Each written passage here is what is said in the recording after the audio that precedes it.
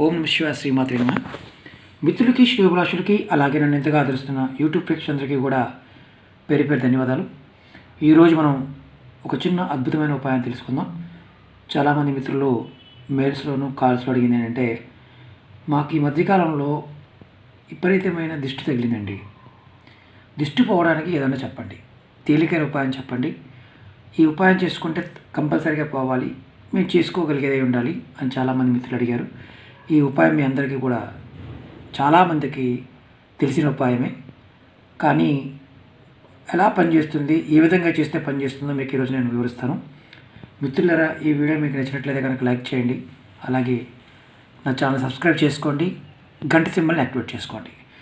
ఈ ఉపాయానికి కావాల్సింది ఎండుమిర్చి, తొడుతో ఉన్న ఎండుమిర్చి, అలాగే నల్లటి ఆవాలు, అలాగే బొగ్గులు, కర్రబొగ్గు ఉంటుంది కదా, కర్రబొగ్గు లేకపోతే పిడక, అది మన గ్రామీణ ప్రాంతాల్లో ఎక్కువగా దొరుకుతూ ఉంటాయి కదా, పిడక. ఎలా చేయాలంటే, ఇది మనం చిన్నపిల్లలకైనా పెద్దవాళ్ళకైనా దిష్టి తగులుతూ ఉంటుంది. అలాగే ఇంట్లో ఉన్నవారు ఒక్కొక్కసారి విపరీతమైన గొడవలు పడుతూ ఉంటారు. భార్యాభర్తలు కావచ్చు, అత్త కోడళ్ళు కావచ్చు, అన్నదమ్ములు కావచ్చు, సంబంధం లేని విషయాలకి గొడవలు పడుతూ ఉంటారు. అలాంటివి దేనివల్ల వస్తాయంటే దిష్టి తగలడం వల్ల వస్తాయి. దిష్టి తగిలిందని కూడా మనకు తెలియదు, కానీ దాని గురించి చాలా ఇబ్బందులు పడుతూ ఉంటాం. మనకు పూర్వంలో మన పెద్దలు చెప్తూ ఉండేవారు, నరదిష్టికి నల్లరాయి కూడా పగిలిపోతుంది అని చెప్తూ ఉండేవారు.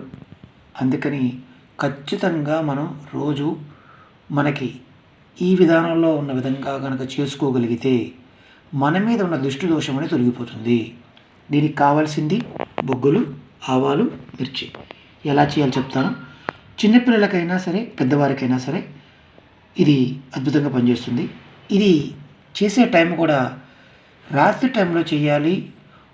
పగలపూట అంటే సూర్యోదయం టైంలో, అంటే సూర్యుడు ఉదయించకముందు చేసుకోవచ్చు, సూర్యోదయ టైంలో చేయకూడదు. సూర్యాస్తం అయిన తర్వాత చేసుకోవాలి, అంటే సూర్యుడు వెళ్ళిపోయిన తర్వాత చేసుకోవాలి. చేయాల్సింది ఏం లేదు, కొన్ని ఆవాలు ఎడమ చేతితో తీసుకోండి, అలాగే ఒక ఎండుమిర్చి తీసుకోండి. మీరు ఎవరికైతే దిష్టి తగిలిందో వారికి, పిల్లలకైనా సరే పెద్దవారికైనా సరే, ఎడమ చేతితో ఎడమ పక్క నుంచి తల చుట్టూత 3 సార్లు రౌండ్గా తిప్పండి. అలాగే కాళ్ళ దగ్గర నుంచి తల భాగం నుంచి కూడా 3 సార్లు తిప్పండి. ఎడమ వైపు నుంచి తిప్పిన తర్వాత ఈ బొగ్గులు ఉన్నాయి కదా, ఇది మీ ఇంట్లో స్టవ్ ఉంటే దాని మీద వేడి చేయండి.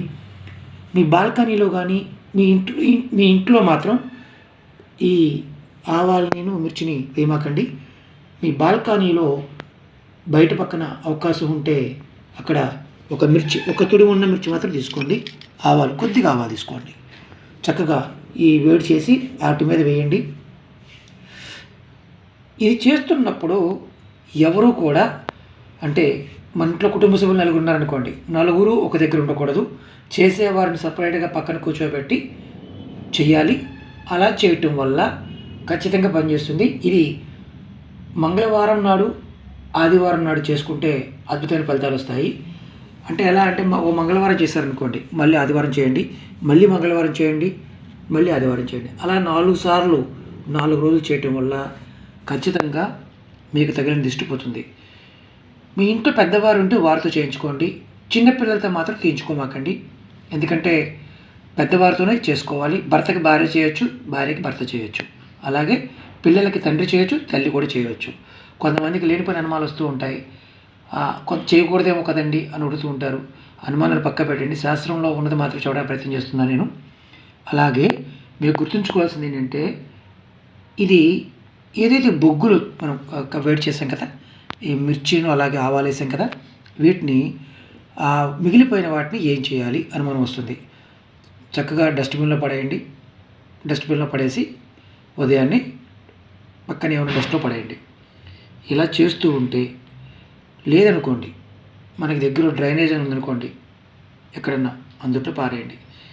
ఇలా చేయటం వల్ల మనకు తగిలే దిష్టి తగ్గిపోతుంది. అలాగే మానసిక స్థితి మెరుగుపడుతుంది, ఆరోగ్యం కూడా మెరుగుపడుతుంది, మన ఇంట్లో మంచి వాతావరణం ఏర్పడుతుంది. మిత్రులారా, ఈ వీడియో మీకు నచ్చినట్లయితే లైక్ చేయండి, నా ఛానల్ సబ్స్క్రైబ్ చేసుకోండి, 10 మంది మిత్రులకు షేర్ చేయండి. గంట సింబల్ని యాక్టివేట్ చేసుకోండి. ఓం నమః శివాయ, శ్రీమాత్రే నమః.